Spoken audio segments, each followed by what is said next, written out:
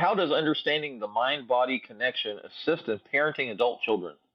Absolutely. The dynamic of going back to that validational piece as kiddos, as whether young, whether older, whether they're adults, the idea of knowing that guess what I have a voice, I'm powerful, and I'm able to express that. Can you honor that, whether you agree with it and or not? Because again, I think that so much of the time when we experience things in life, we experience it from the first threshold, which is our emotional brain and or our limbic system.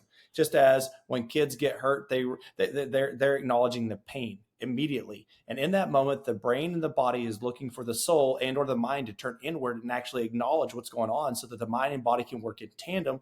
For those people of belief, we invite God into that. Now we express that pain and we start to release it. By doing that, now the ways that we communicate with one another look completely different, because if I don't, then that pain becomes repressed in me. If that pain becomes repressed in me, who do I have that pain associated with? If that's with an adult child, then as a result of that, guess what? I'm going to go to that kiddo because I didn't like what they did. I didn't like what they said. And I'm going to give them my, my thoughts. And by doing that, knowing that we feel before we think. And if I'm going to them, the first thing that they're picking up on is what's permeating off me.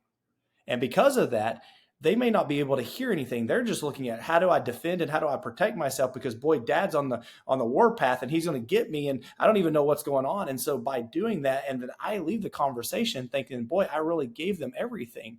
And boy, I feel better, but they probably didn't hear any of it. And if they did, they only heard Right. very little. And as a result of that, now I feel better, they feel worse.